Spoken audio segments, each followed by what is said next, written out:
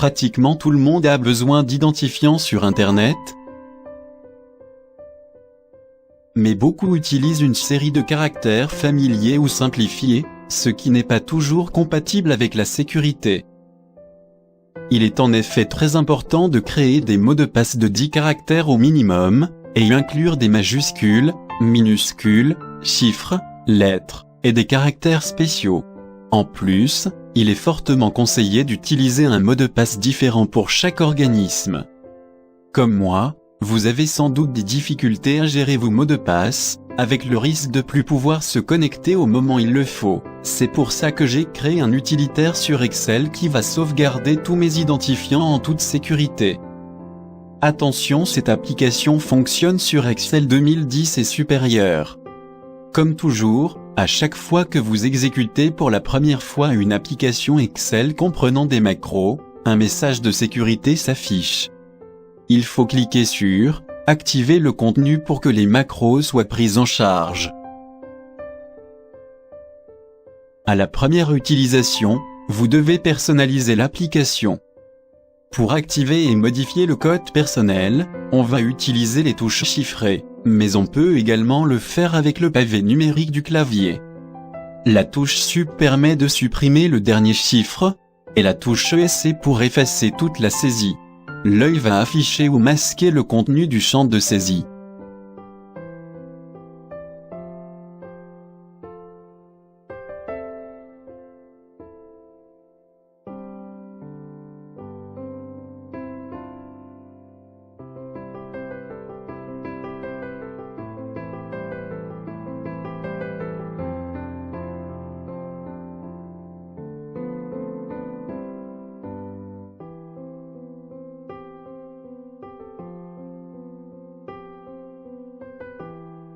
Pour être sûr du code, il faut le saisir une seconde fois.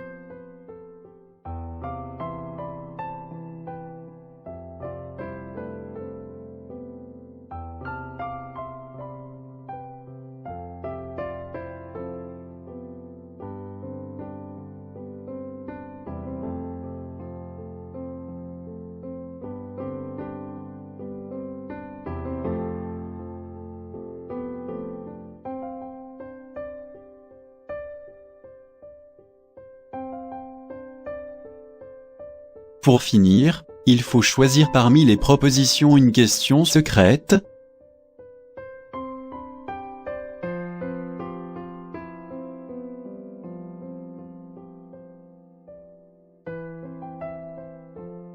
Et saisir la réponse qui lui est associée.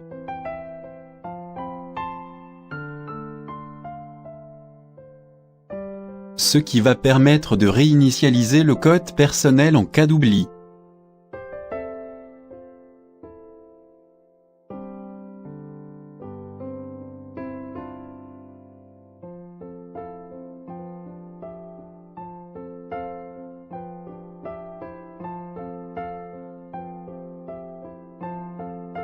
Après 3 tentatives erronées, l'application passera sur la question secrète, et après 3 mauvaises réponses, elle se ferme.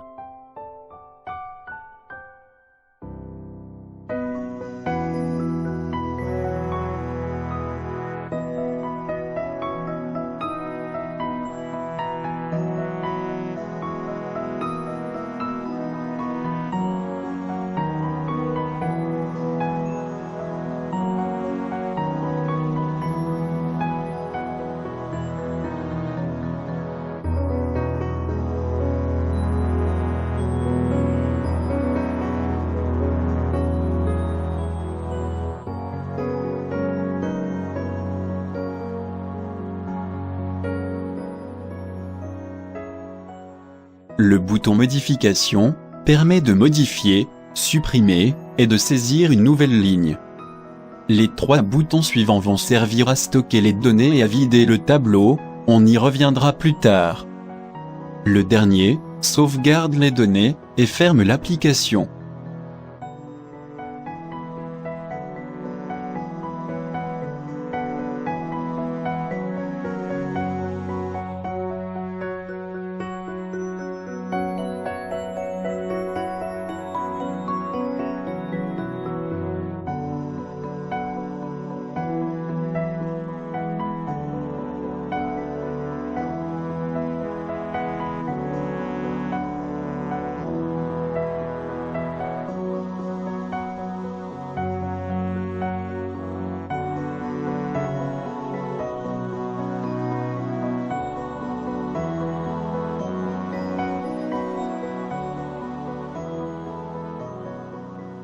Dans la colonne lien, il peut y avoir deux icônes différentes. Le rond barré signifie que le lien n'a pas été saisi. Et si c'est un globe, on peut cliquer dessus pour ouvrir la page internet.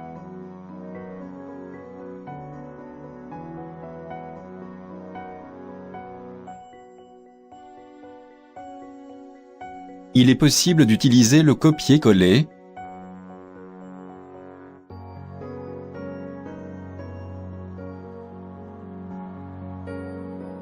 Mais la fenêtre de saisie doit être ouverte avant de copier les données dans le presse-papier.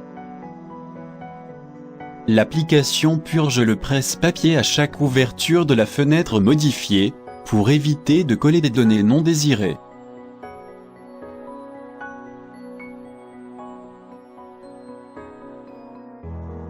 Voyez le changement d'icône dans la colonne lien.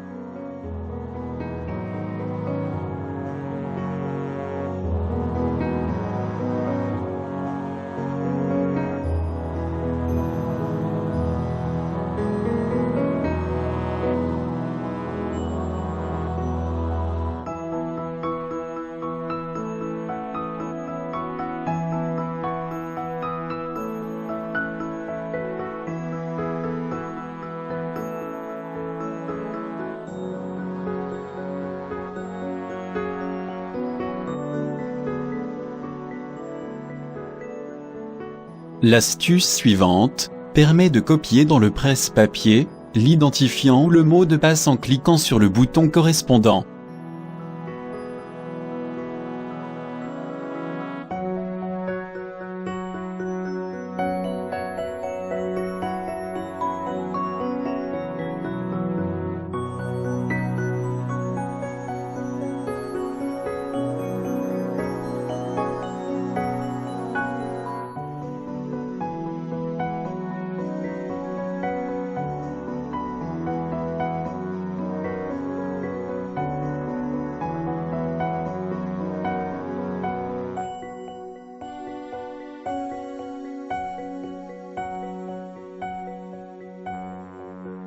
C'est le moment d'utiliser l'exportation qui se fait dans un fichier texte, et va se retrouver dans le même répertoire que l'application.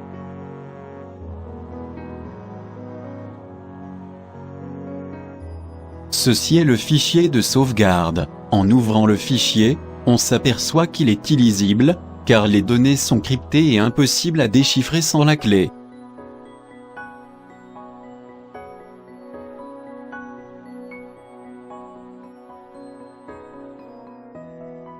Il est possible de vider le tableau, mais il faut conserver le fichier de sauvegarde, car c'est irréversible.